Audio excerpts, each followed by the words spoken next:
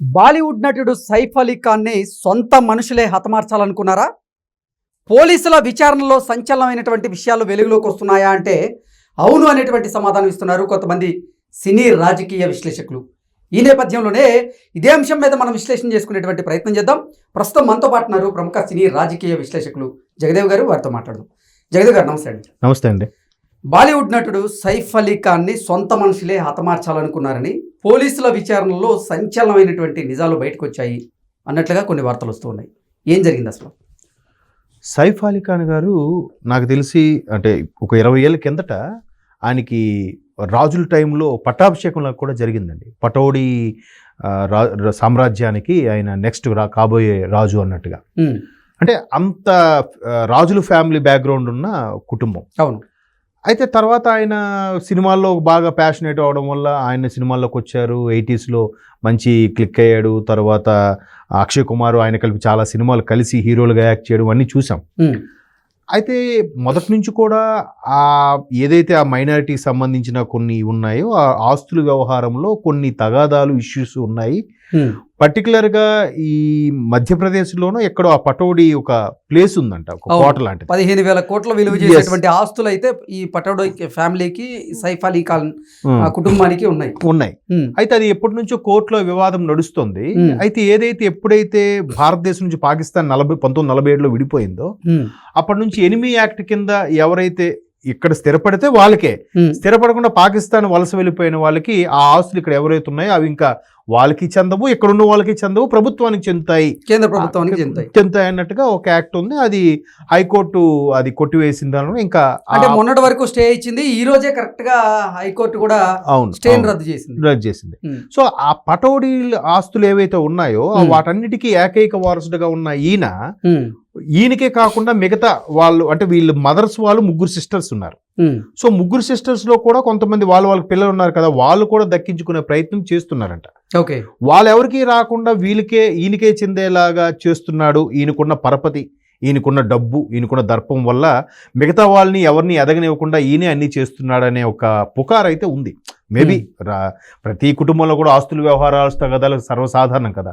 So ఇప్పుడు ఏదైతే ఆ పుకార్ లాంటిది ఉందో ఇక్కడ సైఫ్ అలీ ఖాన్ గారి ఇంట్లో పనిచేసే షఫీయమ్మ ఎవరో అయితే ఉన్నారో పని మనిషి, ఆమె చెప్పిన వాంగ్మూలం ఏదైతే పోలీసులకు ఇచ్చిందో అందులో విస్తుపోయే నిజాలు బయటకు వచ్చాయంట. ఏంటైతే ఎవరైతే ఇప్పుడు అలియాస్ తన పేరు విష్ణుదాస్ ఏదో పేరు మార్చుకున్నాడు, కానీ ఆయన ఒక బంగ్లాదేశ్ నుంచి వలస వచ్చిన ఒక ముస్లిం. ఓకే. ఇక్కడికి వచ్చి ఒక హోటల్లోనో వెయిటర్ గానో లేదంటే ఎక్కడెక్కడో తలదాచుకొని రిక్కీ నిర్వహించి, అంటే సుమారుగా ఒక 6 సంవత్సరం నుంచి 6 నెలల వ్యవధిలో ఆయన రిక్కీ నిర్వహిస్తున్నాడంట. సైఫ్ అలీ ఖాన్ గారిని ఎప్పుడు మట్టు పెడదామా అన్నట్టుగా. సో మొత్తానికి ఆయన ఇంట్లోకి వెళ్ళాడు, మొత్తానికి ఆయన ఏదో మిస్బిహేవ్ చేశాడు. వీళ్ళందరూ కలిసి ఒక గదిలో బంధించి పోలీసులకు ఇన్ఫార్మ్ చేద్దామో లేదంటే దీని మీద ఎవరు ఈయన పంపించారు దాని మీద నిర్ణయం తీసుకుందాం అనుకున్న సమయంలో ఆ గదిలో బంధించి ఉంచిన వ్యక్తి బయటికి ఎలా వచ్చాడు అనేది ఆశ్చర్యకరమైన విషయం. ఓకే. ఇప్పుడు ఆ గదిలో బంధించినప్పుడు ఎవరు తీస్తారు? ఆయనకి సపోర్ట్గా ఉండేవాళ్ళు తీయాలి, లేదా సైఫ్ అలీ ఖాన్ గారికి శత్రువులుగా ఉండేవాళ్ళు ఆయనకి ఇండైరెక్ట్గా హెల్ప్ చేస్తూనే ఉండాలి. సో ఆయన గదిలో ఉంచిన వ్యక్తిని బయటికి ఎలా వచ్చాడనే విషయం ఈవిడ నిద్రపోతున్న టైంలో పెద్దగా గావు కేక వినిపించిందట. ఏంటిని వెళ్ళి చూసేసరికి ఆయన బయటకు వచ్చి సైఫ్ అలీ ఖాన్ గారు, అదే ఇప్పుడు జై అంటారు, కరీనా కపూర్కి ఆయనకి పుట్టిన బాబు ఉన్నాడు కదా, ఆ బాబు మీద దాడికి ప్రయత్నించే సమయంలో ఈ వెళ్ళి అడ్డుకోబోయి గట్టిగా కేక వేసిందంట. వెంటనే సైఫ్ అలీ ఖాన్ గారు రావడం, దొండగుడు కరెక్ట్ టైంకి వచ్చాడని చెప్పి ఆయన మీద దూకి ఒక వెదురు కర్ర ఒకటిను సమ్ నెర్వ్స్ కట్ చేసే బ్లేడ్ లాంటిది పట్టుకున్నాడంట. ఆయన పూర్తి స్థాయి చాకు కూడా కాదు అది. సో అటువంటి బ్లేడ్తో కత్తిపోట్లు పొడిచాడు. ఒక 2 అయితే బలంగా లోపలికి వెళ్ళాయి, ఒక మిగతా 4 బయట తగిలాయి. సో ఇక్కడ చాలా మందికి వచ్చే అనుమానాలు ఏంటంటే సైఫ్ అలీ ఖాన్ అనే వ్యక్తి ఒక సినిమా స్టార్, ఒక సెలబ్రిటీ, చాలా ప్రాపర్టీస్ ఉన్నాయి, ఒక సామ్రాజ్యానికి కింగ్గా ప్రకటించుకున్నారు. ఎంత బ్యాక్గ్రౌండ్ ఉన్న వాళ్ళకి బౌన్సర్స్ ఉంటారు, అవును, సెక్యూరిటీ ఉంటది, మంది మార్పులు ఉంటారు, డ్రైవర్లు ఉంటారు, పనివారు అందరూ ఉంటారు కదా. వీళ్ళెవరూ లేని టైంలోనే అటాక్ జరిగిందా, లేదంటే వాళ్ళ ఇంట్లో ఎవరు లేకుండా చేశారా? ఏదో మన కింగ్ అనే సినిమా వచ్చింది చూసారు, నాగార్జున గారి సినిమా. అట్లాంటి సన్నివేశాలు అక్కడ జరుగుతున్నాయి. ఎందుకంటే ఆ కత్తిపోట్లతో ఆ చంటి పిల్లాడితో సైఫ్ అలీ ఖాన్ గారే ఒక ఆటోకి పిలిచి మరీ ఆటో ఎక్కి హాస్పిటల్కి వెళ్ళారంట. చూడండి ఎంత దుర్భర పరిస్థితి. అని చిటికేస్తే అంటే 15,000 కోట్ల ఆస్తి పైగా ఉన్నటువంటి ఒక బాలీవుడ్ దిగ్గజం, అంటే ఒక నటుడు అవును అసలు అంటే కార్లు లేకుండా, పని మనుషులు ఎవరు లేకుండా, డ్రైవర్లు లేకుండా ఆటోని పిలిచి ఆటోలో ఆసుపత్రికి వెళ్లాల్సినటువంటి ఆ పరిస్థితి వచ్చింది. అవును, అంటే అది వచ్చిందా లేదంటే ఆ పరిస్థితిని క్రియేట్ చేశారా? కల్పించారని మనకి క్లియర్ గా అర్థమవుతుంది కదా. ఇప్పుడు మిడిల్ క్లాస్ వాడికి ఇవాళ రేపు ఒక కారు, 2 వీలర్ అన్ని ఉంటున్నాయి. అంత మీరు అన్నట్టు అన్ని వేల కోట్ల అధిపతికి, అన్ని వేల కోట్ల సామ్రాజ్యం ఉన్న ఒక బాలీవుడ్ సెలబ్రిటీకి మీరు అన్నట్టు మంది, మార్బలం, పనివారు, డ్రైవర్లు, ఒక 3-4 కార్లైనా ఉండవండి. అందులో ఒక్క కారు అయినా ఉండదా? లేదంటే ఒక మనిషి ఎవడన్నా వచ్చి రేపు అయ్యో మా అయ్యగారు పడిపోయారని చెప్పి పనివాడు వచ్చి తీసుకెళ్లాలిగా, అది కూడా లేదంటే ఈయనే ఆ చంటి పిల్లాడిని పట్టుకొని ఆటో ఆపి ఎక్కిస్తే ఆటో వాడు ఎవడో యాక్సిడెంట్ పడి పడ్డాడేమో అనుకుని ఆటో ఆపాడంట. హాస్పిటల్ దిగిన తర్వాత అప్పుడు ఆటో డ్రైవర్ కూడా ఐడెంటిఫై చేశాడంట, అరే ఇది సైఫ్ బాయ్ అని చెప్పి. ఈవెన్ హాస్పిటల్ సిబ్బందికి కూడా స్ట్రెచర్ తీసుకురండి, నేను సైఫ్ అలీ ఖాన్ ని అంటూ సైఫ్ అలీ ఖాన్ చెప్పుకునేటువంటి పరిస్థితి వచ్చింది. అంటే కత్తిపోట్లతో ఉన్నారు కాబట్టి ఎవరు గుర్తుపట్టలేటువంటి పరిస్థితి ఉంటది, దాన్ని తప్పడానికి లేదు. కానీ ఎందుకు అసలు ఆ పరిస్థితి ఎందుకు వచ్చింది అంటారు? ఈ పరిస్థితుల వల్లే.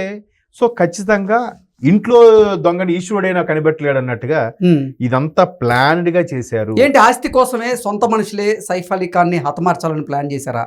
ఖచ్చితంగా ఆస్తి కోసం కాకపోతే ఇంక దేనికోసం అవుతుందండి. ఇప్పుడు ఆయన ఆల్మోస్ట్ 60+ లో ఉన్నాడు. ఆయన కూడా ఒకప్పుడు బాలీవుడ్ సూపర్ స్టార్, ఇప్పుడు మనకి తెలుగు సినిమాల్లో కూడా విలన్ గా మంచి గెస్ట్ అపియరెన్స్ గా కనిపిస్తున్నారు. కాకపోతే ఆయనకి ఎన్ని ప్రాపర్టీస్ ఎన్ని ఉన్నా కూడా సినిమా అంటే ఒక ప్యాషన్ కాబట్టి చేస్తున్నాడు. సో ఇంతవంటి సైఫ్ అలీ ఖాన్ కి ఇంకా శత్రువులు ఎక్కడ ఉంటారు?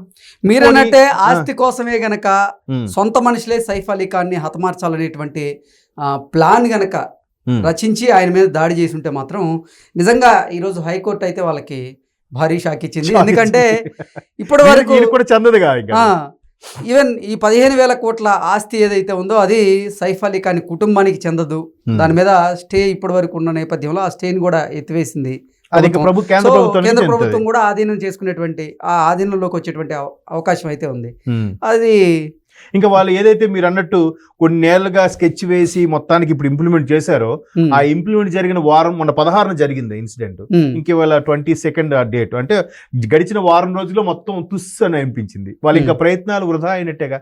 అది కూడా ఎందుకు ఆయనకి చెందుతుంది అంటే ఆయన అక్కడే బాల్యము, అక్కడే ఉండడం, ఎడ్యుకేషన్ అన్నీ జరిగాయి కాబట్టి ఇంకా ఆయనకే సొంతము, మాకెవరికి దాన్ని అనుభవించడానికి కానీ దాని హక్కుదారులు మేము కాదు అనే మీమాంసలోకి వెళ్ళిన ఎవరైతే ఉన్నారో వాళ్ళందరికీ గాలి తీసేసినట్టు అయిపోయింది వాళ్ళ హైకోర్టు ఇచ్చిన తీర్పు ప్రకారం. సో ఇంకా మరి ఇది ఇంకా ఎన్ని మలుపులు తిరుగుతుంది అనేది చూడాలి.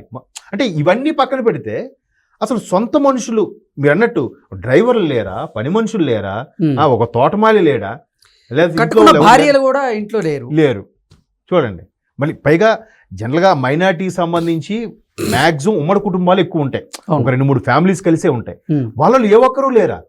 అది అందరికీ ఇప్పుడు $1 మిలియన్ ప్రశ్న ఏంటంటే అంత ఫ్యాన్ ఫాలోయింగ్, ఒక మంది మార్బలం ఉన్న అంత వేల కోట్ల అధిపతి చంటి పిల్లాన్ని పట్టుకొని ఆటో ఆపి ఎక్కాల్సిన పరిస్థితి ఏంటంటే నాకు అర్థం కాలేదు. సో ఈ విషయంలో పోలీసులు డౌట్స్ వచ్చింది, వాళ్ళు ఎంక్వైరీ చేస్తున్నారు. ఆల్రెడీ ఆయన్ని పట్టుకున్నారు, కత్తిపోటు పొడిచిన వాడిని. ఇప్పుడు ఇంట్లో ఆ పని మనిషి ఇచ్చిన స్టేట్మెంట్ వల్ల మరికొద్దిగా ఇంట్లో వాళ్ళ మీద కూడా ఉచ్చు బిగించే అవకాశం అయితే కనిపిస్తుంది. అది ఓకే అండి, thank you so much. Thank you.